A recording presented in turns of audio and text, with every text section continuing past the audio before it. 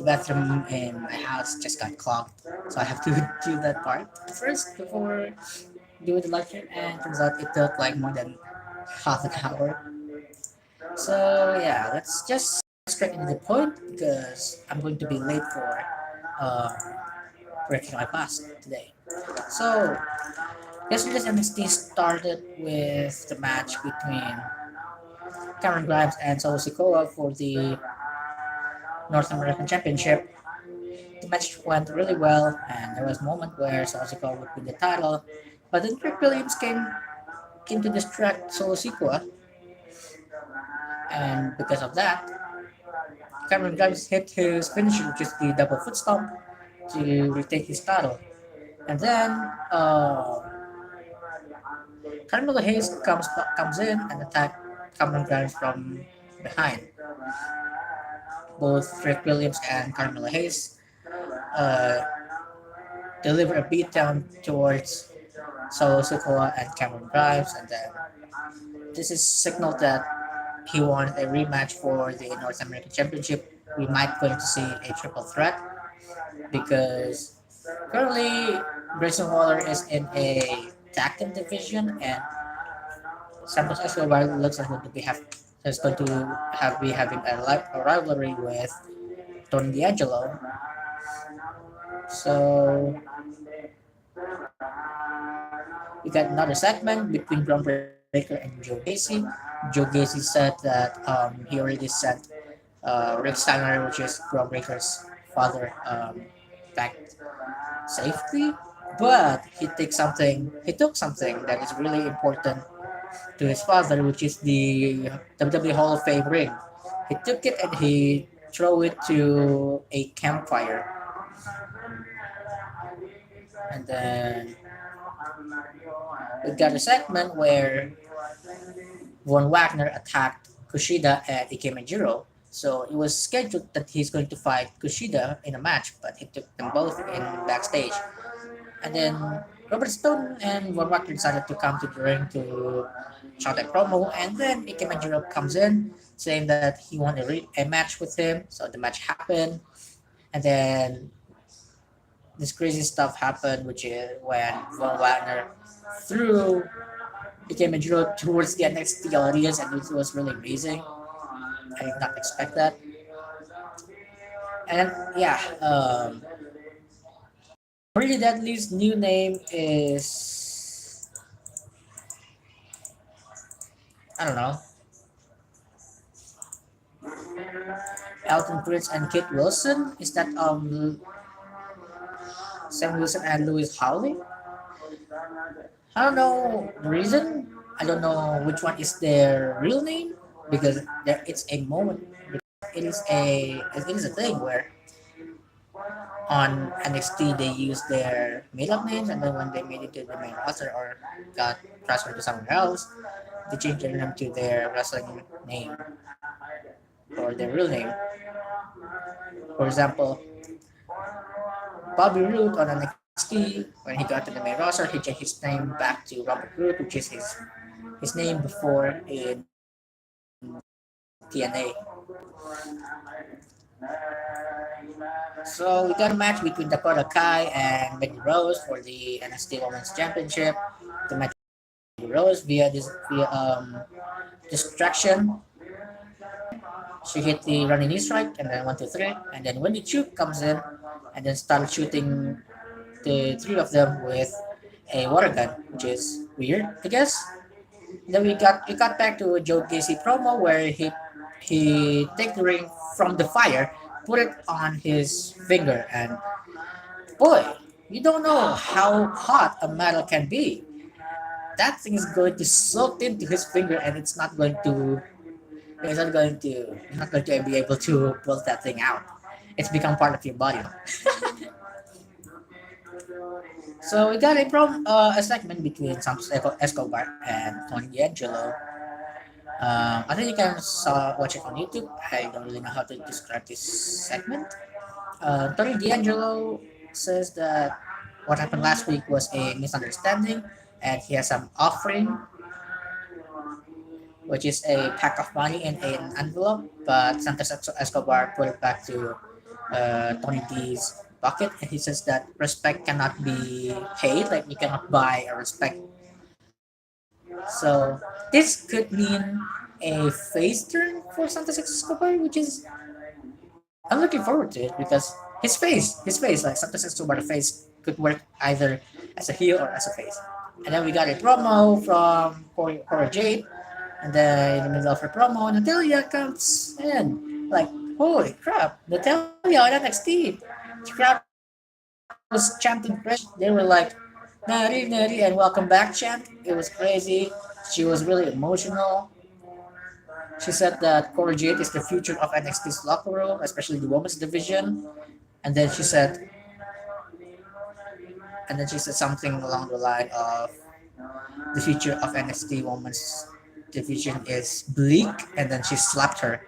After being emotional, after being so emotional, she slapped Cora Jade, who is also emotional because Natalia is her um, hero, her role model. So Natalia slapped her in the face and then gave her a sharpshooter, which is wow, what a heel move! What a heel move! So I think this is going to be a running thing on NXT where superstar from Raw will stop by on NXT to elevate their superstar.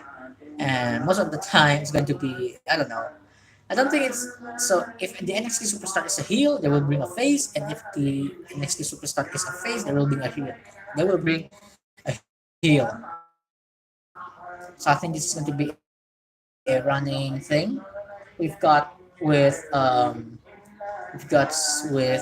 AJ Styles. We also got with Dolph Ziggler, Rey Mysterio, The Miz.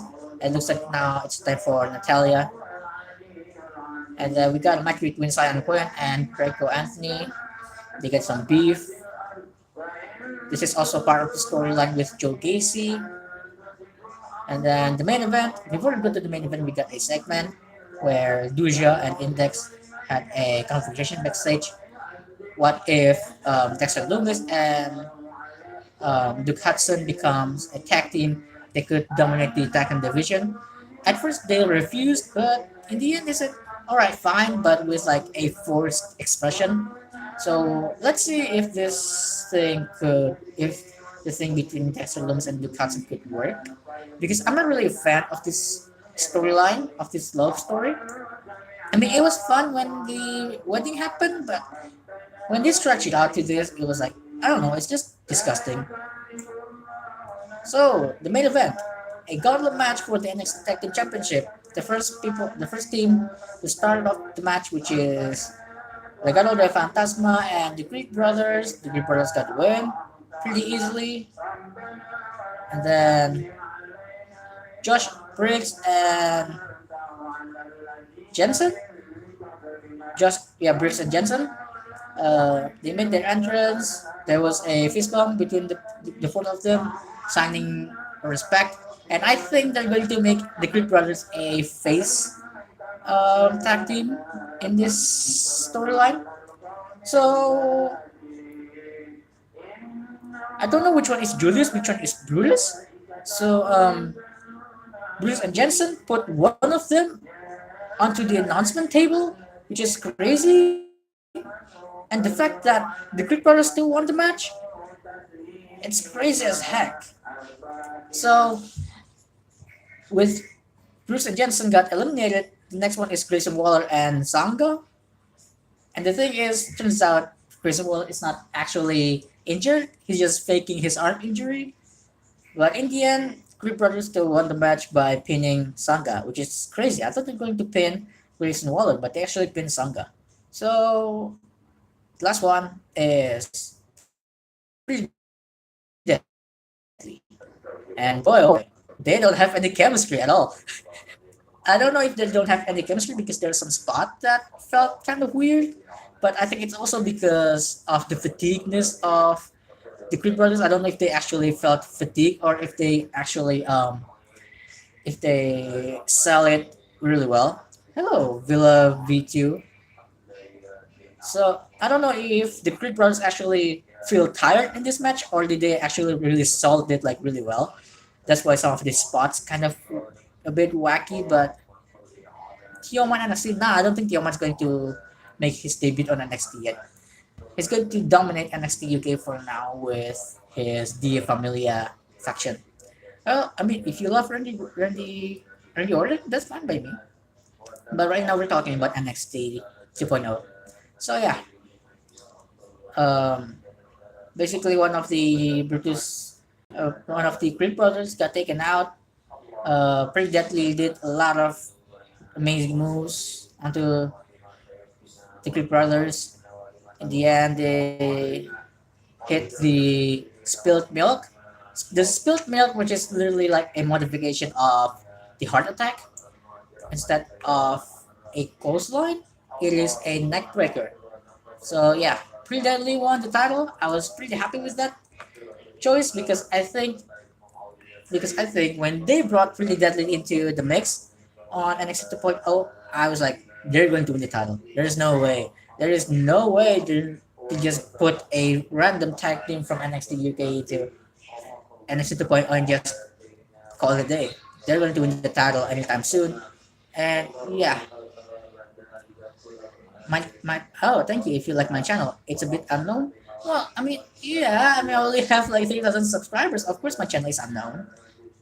That's why I kept making videos so a lot of people would subscribe to my channel and people would recognize that the only thing I make in this channel is not the best of videos. All right, there's other content that I'm making that I would appreciate if people actually enjoy the other content that I'm making. For example, the one that I made last night, which is the AW Revolution anime opening. So you guys need to check that out.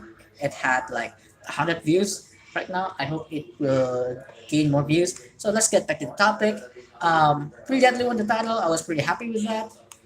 And looks like this will extend the rivalry between Pretty Deadly and the Creed brothers. I hate that people keep saying that the Creed brothers got screwed. Well, of course they're going to get screwed. They're going to win the title at the best moment. They will win the title at the best moment. They will win the title in the biggest stage. So the pop will be amazing. Right now, it will not happen anytime soon, but it will happen. So yeah, I guess that's all about it. So I like their channel. Thank you so much. I got has 60 FPS. Some of the footage that I used has 360 FPS, but not most of them. But yeah, thank you so much for stopping by. I will end the live stream right now for listening to my rant about NXT yesterday. I will do AEW tomorrow, and I will break my fast in a couple of minutes. So yeah, peace out, everybody.